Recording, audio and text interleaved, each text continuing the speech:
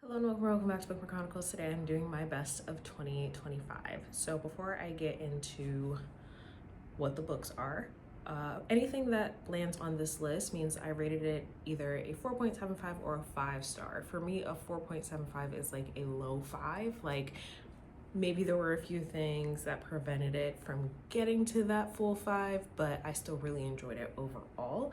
And I'm actually going to start with 3 honorable mentions. These were all rereads, but I gave them all 5 stars again because they're that good. Also, because 2025 was such a shitty year for reading, at one point I was just like, you know what? These are books that I already know that I like, so I'm just going to reread those instead of trying something new in either DNFing or hating it. So first up is Scorpica. This is the first book in the Five Queendoms trilogy. Unfortunately, it is not 5 books like I thought it was originally going to be. But in this, we are following various characters throughout the 5 Queendoms as they are experiencing what they're calling the Drought of Girls.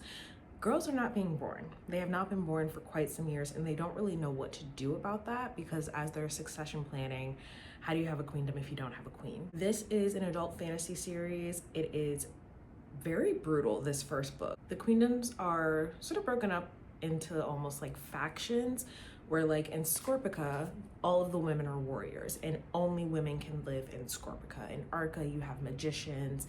In the Bastion, I think you have scholars, and so that's kind of like the divide. But once, I don't think it's every year, maybe every 5 years, all the queens come together and they perform a ritual, and so we do get to see that. And then we're also dealing with the fallout of the Drought of Girls.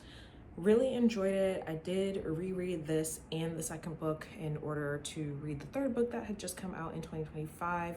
Overall, I did enjoy the series. The first book is my favorite, but if you are a fan of high fantasy and you like all of those political things, there's some romances here and there, I would definitely recommend. Next is Only for the Weak by Natasha Bishop. This is one of my favorite romances of all time. In this, we're following Janelle. She is the maid of honor at her sister's wedding. Her sister happens to be marrying her ex-boyfriend, and to be totally honest, Janelle doesn't give a fuck. But everybody else keeps trying to make it seem like it's such a weird situation for her, and she's just like, it's really not that serious. Anyway, if you've ever been a maid of honor, I have, it is quite stressful sometimes, and her sister also is just like being a bridezilla. So the best man, Rome, notices how stressed she is and volunteers to be her stress ball for the week while they are in Mexico, the week before the wedding, for some pre-wedding festivities. This is a billionaire romance, forced proximity, he falls first, all the good things, and it's honestly a fun time. I recommend this to everyone. I think I've had 4 of my friends read it. I currently have Monet reading it, and so far, all good reviews. So if you haven't read it yet, highly recommend. The second book following another couple will be coming out in April of this year. And lastly, I reread my favorite book of 2024, The Kiss Countdown by Etta Easton. In this, we're following an event planner and an astronaut who find themselves in a fake dating predicament where she recently got out of a relationship. She's in a coffee shop and runs into her ex. These two had a run-in maybe like the day before or a couple days before, and so she's like, oh yeah, I'm dating too, here's my boyfriend now, and she ropes Vincent into this little scheme. And then he's like, you know what, let's keep this going for my family's behalf. I have this trip coming up, come with me. And they basically strike a deal. There are other things that lead them to strike the deal, but it is forced proximity, only one bed, and I really enjoyed it. Did not love the sequel. I DNF'd an arc of it, and I don't know if there's gonna be a third one. There is a third sibling, so I'm assuming that maybe there will be at some point. But regardless of how I feel about the second one, I will always recommend this one. Highly recommend. I love it, and we'll probably reread it again at some point. Okay, so moving on to my new to me reads. First, we're gonna start with Spy Family. I have volumes 4 and 6 here, and I would also include volume 7. All of these I rated 5 stars. Volume 5 isn't in here because it's too much of Yours Brother and I don't like him. Otherwise, I love this series. If you're not familiar, we're following a spy named Twilight. He has a very specific mission where he needs to get close to someone, and in order to do so, he needs to have a fake family. So he adopts a little girl who is a telepath and is married to an assassin. But following them as a family is just hilarious because it's such a fucking hot mess. I did watch a couple episodes of the anime at one point, but then I just decided I might as well go ahead and read it. So I've been doing that and I've been loving it.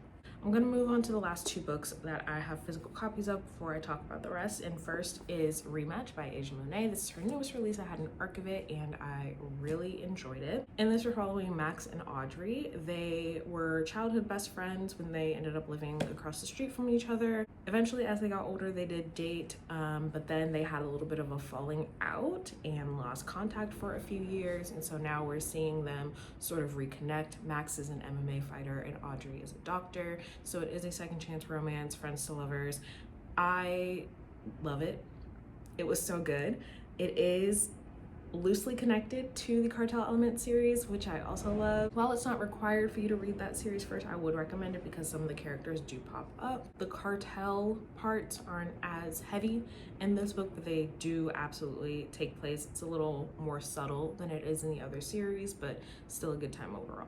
Then we have The Survivor Wants to Die at the End by Adam Silvera. This is the third release in the They Both Die at the End series. So we got that first book, we got a prequel, and then this one comes after the first book. It was actually split into two, so this does end on a huge cliffhanger, and the final release is supposed to be coming out this year, and I think it's supposed to be called No One Knows Who Dies at the End. So in this one, we're sort of following two different characters, but they are loosely connected to other characters that we have met in the series before. As the title says, one of them does want to die, but he has not gotten a call from Deathcast, so keep in mind that this deals very heavily with suicidal ideation and past suicide attempts are mentioned. I don't believe there's a release date for the next book yet, but I will definitely be reading it because I need to know what happens. I've had questions since that first book, and I'm hoping that they're finally going to be answered. So I'm doing this out of order, but I'm going to talk about two books that are kind of connected. The first one is The Darkest Hour by Erin Hunter. I think this one is the sixth book in the first arc of the Warriors series. Basically gangs of cats that live in the forest. Don't question it. I can't talk too much about this book specifically because it's the last one in that first arc, but it really surprised me to the point where I was like, oh God, I'm about to go down the rabbit hole. It was really good. This is such a fun series because it is middle grade.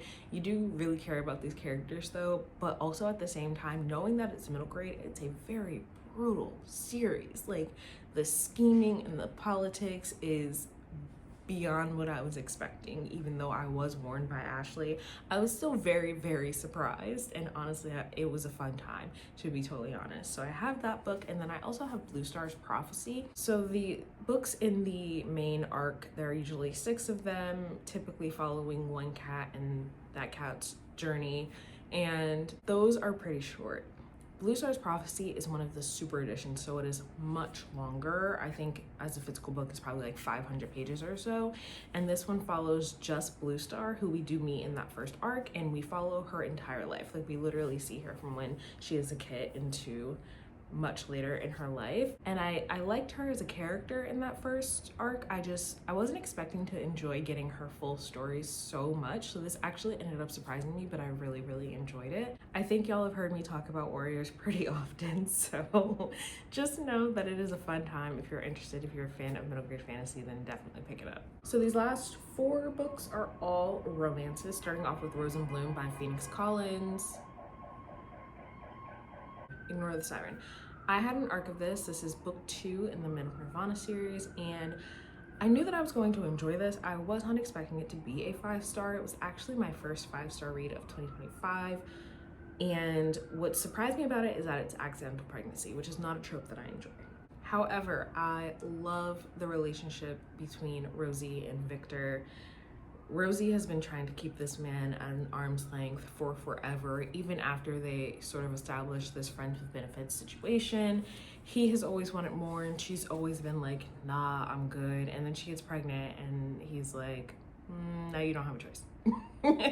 In the best way possible. It was so sweet. I absolutely loved it, and book 3 will be coming out in June, so I'm very excited about that.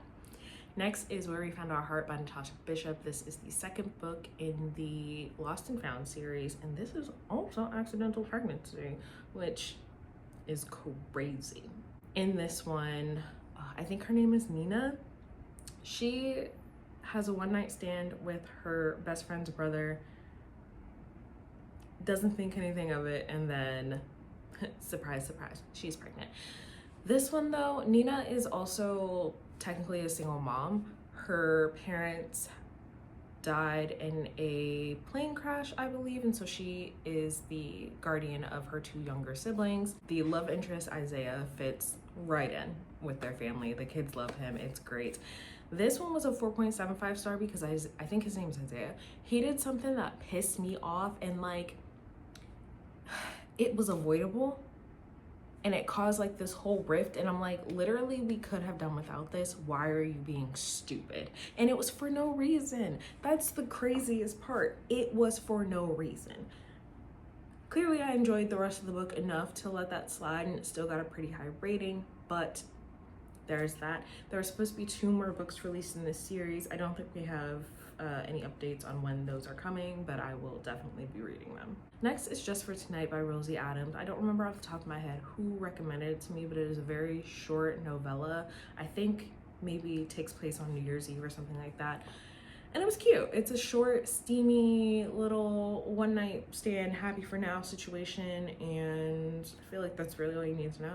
If it sounds interesting, pick it up. It was a good time. And lastly, we have Not in the Christmas Plan by Etta Easton. This truly makes up for how disappointed I was in the love simulation. In this, we're following Eve. She has a little bit of a crush on her sister's brother-in-law. Her sister goes into labor at Thanksgiving dinner, and she is stuck with the brother-in-law at the house. While the sister's husband-in-laws are at the hospital waiting for the babies, she is at the house with the brother-in-law and is trying to get the house ready to finish the nursery. And also, it's close to Christmas time, so she wants to decorate, and she wants them to come home to a very Christmassy, wintry wonderland vibe, because Christmas has always been a big thing in their family.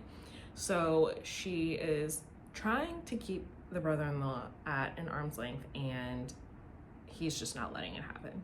He's like, no, I'm here, I'm gonna help you whether you like it or not, and you're stuck with me, so deal with it. This not only was a very cute romance, even though Eve was being stubborn for absolutely no reason, it's also very Christmassy. They're decorating the house, they're going to pick out a Christmas tree, they're watching Christmas movies, they're listening to Christmas music. It gives all the vibes, and I really, really enjoyed it. Definitely recommend if you are a fan of holiday romances. So those are all of my top books of 2025. Let me know if you have read any of these, or if they are on your TBR, what your top book of 2025 was. Otherwise, that's all I have for you today, and I'll see you in the next video.